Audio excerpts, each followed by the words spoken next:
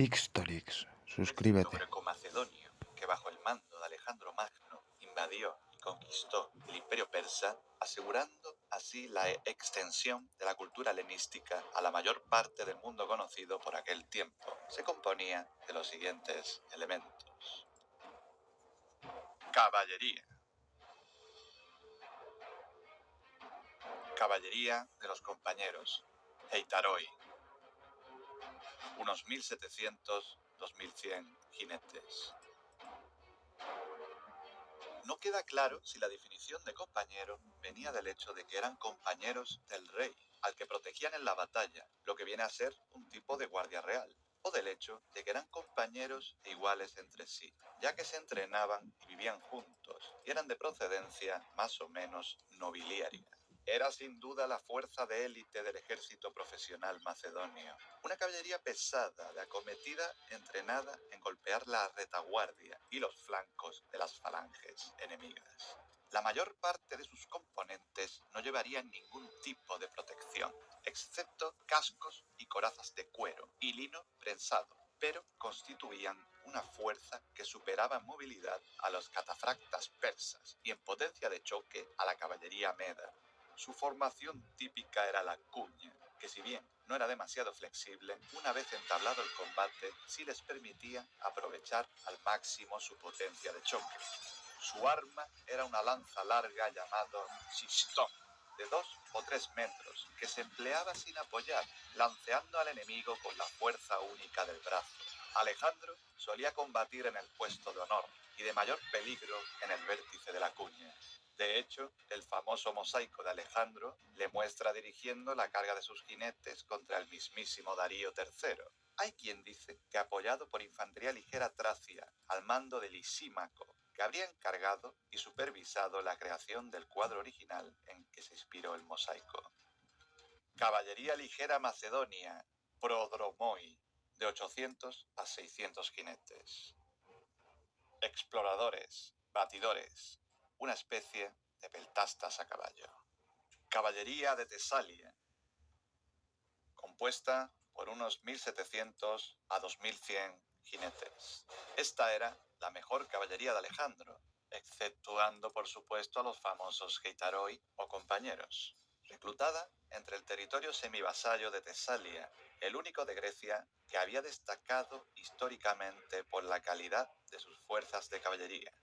Su formación típica era la de un rombo, con un comandante desplegado en cada vértice. Esta formación les daba una enorme flexibilidad, ya que podían cambiar su frente de combate de uno a otro vértice con una simple orden. El resto de caballerías de la época solo conocía 2 maniobras: el ataque y la retirada, lo que daba a la caballería tesalia una ventaja muy notable. Los tesalios destacaban por su vestuario, una enorme capa envolvente y un casco que imitaba un sombrero de viaje. Casi con toda seguridad, sus lanzas eran más cortas que las de la caballería macedonia. Caballería griega aliada, compuesta por unos 600 a unos 750 jinetes. Esta fue una caballería griega convencional, que posiblemente se emplease como reserva. La caballería griega de las polis clásicas jamás había destacado más que como fuerza de exploración o emboscada, posiblemente por la deficiente calidad de sus monturas. Caballería peonia, compuesta por unos 200 a 300 jinetes, batidores, lanzadores de jabalinas montados y exploradores. Estas eran sus funciones militares. Infantería pesada, falangitas macedonios. Compuesta esta unidad por unos 12.000 hombres. Esta fue la base sobre la que Alejandro y Filipo II, su padre, articulaban sus batallas. La falange normalmente tenía una sola misión, que era la de fijar el frente enemigo para permitir a la caballería localizar el flanco y la retaguardia.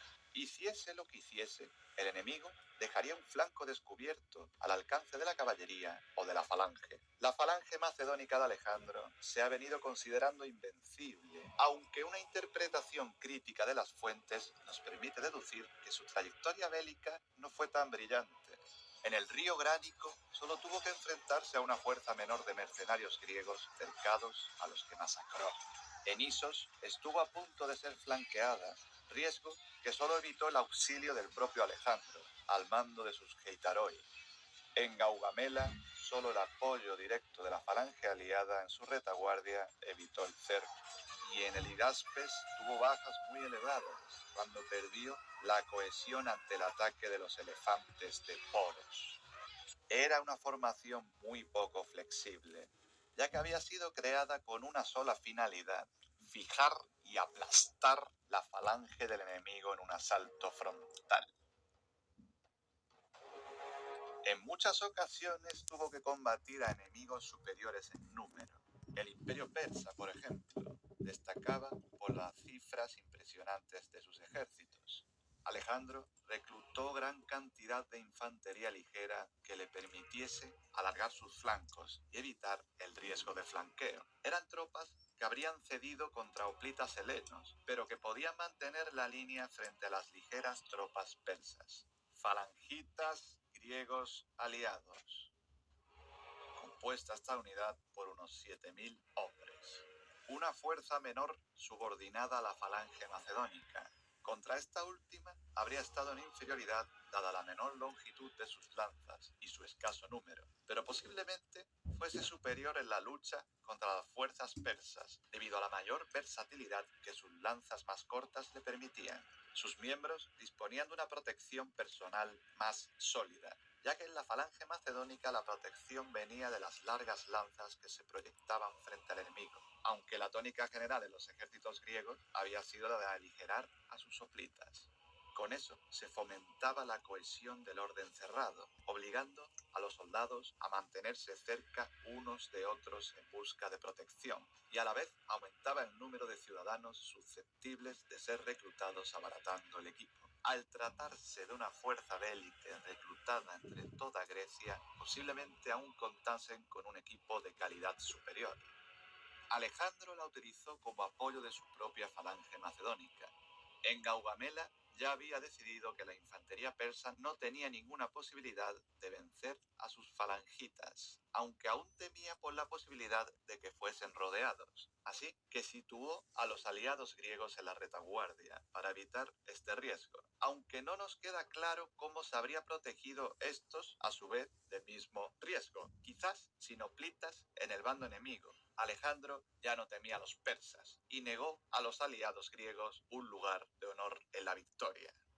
Guardia Real Macedonia, hipaspistas, posteriormente llamados argiráspidas, portadores de escudo, escudos de plata, unos 3.000 hombres. La naturaleza de esta fuerza aún no ha quedado clara del todo para los historiadores, aunque la explicación más simple me parece la más obvia. Eran el equivalente en infantería de los Geitaroi, la Guardia Real de a pie. Posiblemente se trataba de una sección de la falange formada por veteranos experimentados y que disponía de una mayor movilidad para formar un segundo frente de lanzas ante un peligro de flanqueo, lo que viene a ser la mayor amenaza para una falange. La idea de que era la conexión entre la falange y la caballería no tiene demasiado sentido en un ejército con tanta infantería ligera como era el de Alejandro. Menos aún si tenemos en cuenta que las guerras de los diádocos o sucesores, que viene a ser lo mismo, los hipaspistas pasaron a ser conocidos como argiráspidas, los famosos escudos de plata. Una distinción en honor a su capacidad como fuerza de choque veterana e invencible. Incluso tras la muerte de Alejandro mantuvieron su número, unos 3.000 hombres, lo que refuerza su consideración de fuerza de élite y resta peso a la idea de que podían tener un cometido subordinado al de la falange. Infantería ligera. Peltastas. Los peltastas eran el equivalente de lo que podríamos llamar actualmente rangers, cazadores, batidores. Era una infantería muy ligera, dotada de jabalinas y de armamento ligero y encargada de obstaculizar todo lo posible a la formación enemiga, incluso atacándola a distancia. La evolución natural de la guerra implicó que todos los ejércitos dispusiesen de fuerzas de este tipo encargadas de luchar entre sí y anularse mutuamente. Peltastas tracios.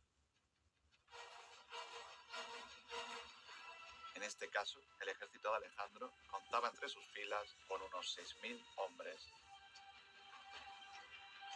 El peltasta, por definición, y más apreciado, era indudablemente de origen tracio, ya que los griegos copiaron de los tracios este tipo de soldado durante las campañas en Tracia, posteriores a las guerras médicas. Este era un tipo de guerrero llamado comúnmente bárbaro, que solía llevar la capa adornada, botas altas, gorro frigio de piel de zorro con orejeras. A partir del siglo IV a.C. empezaron a usar armadura de lino y casco. Su arma favorita, la jabalina, a menudo iba equipada con un propulsor para incrementar su poder de penetración. Portaban también una espada, una ronfalla tracia, una larga espada curva de un único filo curvo casi en 90 grados. Peltastas griegos. Unos 5.000 hombres en el ejército de Alejandro. El equivalente civilizado del combatiente anterior, el peltasta griego, siempre había sido un hoplita aligerado, que fue recuperando peso paulatinamente, hasta que tras las reformas del ateniense Ifícrates, un soldado estándar de la falange macedonia llevaría el mismo armamento que un peltasta de cualquier polis del sur. Su armamento les convertía en una fuerza polivalente, ya que podía formar una línea de batalla firme y resistir la acometida del enemigo. Esto les hacía muy útiles para ocupar puntos estratégicos del campo de batalla y mantenerlos hasta ser relevados. Arqueros y lanzadores de jabalinas. El ejército de Alejandro contaba entre sus filas con las siguientes tropas ligeras: 1.000 ilirios, 500 agrianos con jabalinas, de 500 a 1.000 arqueros cretenses. En total, y descontando el tren de provisiones y asedio, el ejército macedonio de Alejandro constaba de unos 40.000 combatientes experimentados y bien armados. Capacidades operativas. El ejército macedonio destacaba frente a los ejércitos clásicos de las polis en 3 aspectos principales. Era un ejército profesional y permanente, nacido de compromisos de tipo feudal, con un líder que no tenía que responder ante ningún tipo de institución colectiva de control. Su experiencia era tan abundante en la lucha contra fuerzas irregulares, tracios, tribalios, ilirios y un largo etcétera, como contra los ejércitos organizados de las polis griegas. Su reclutamiento tenía como base una nación entera de una extensión considerable, frente al de las polis, que se limitaba a una ciudad y su escaso hinterland, que viene a ser las tierras circundantes pobladas con clara influencia de la ciudad. Frente al ejército persa, el ejército macedonio destacaba por la homogeneidad y la organización, también por la calidad superior de las tácticas y el armamento. Por si fuera poco, estaba apoyado por primera vez en la historia por un Estado Mayor organizado y un tren de asedio eficaz. Si el comandante en jefe lo consideraba apropiado, los ingenieros militares podían construir armas de asedio pesadas en un tiempo muy breve y diseñar un sitio con grandes posibilidades de éxito. Por su parte, el Estado Mayor organizaba el abastecimiento y las rutas de avance teniendo en cuenta un estudio racional de las distancias, el terreno y tratando de armonizarlo con las fechas de recogida de las cosechas para evitar la escasez de alimentos. Sus éxitos frente al ejército persa no pueden sorprender a nadie.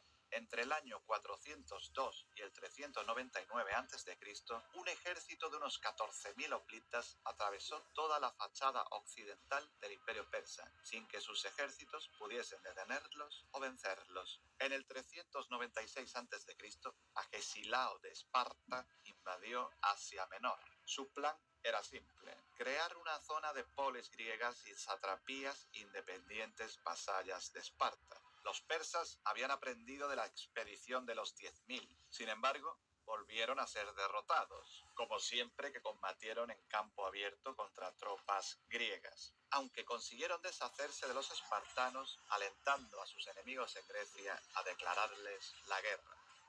Aunque los historiadores solo suelen hacer referencia al estudio de Jenofonte por parte de Alejandro, hay que tener en cuenta que también aprendió mucho de Agesilao. Quedaba claro que había dos necesidades básicas que cubrir antes de emprender una expedición contra Darío: paz en la retaguardia. Alejandro nunca estuvo seguro de que los griegos no se rebelasen en su ausencia. Hizo lo que pudo para solucionar el problema, pero dejó casi la mitad de sus tropas en Macedonia para vigilar su retaguardia. Al igual que en el caso de Agesilao, los persas movieron todos sus recursos para lograr abrir un frente a la espalda del ejército de Alejandro. Por suerte, Antípatro disponía de tropas más que suficientes para hacer frente a la amenaza de Esparta y derrotarla.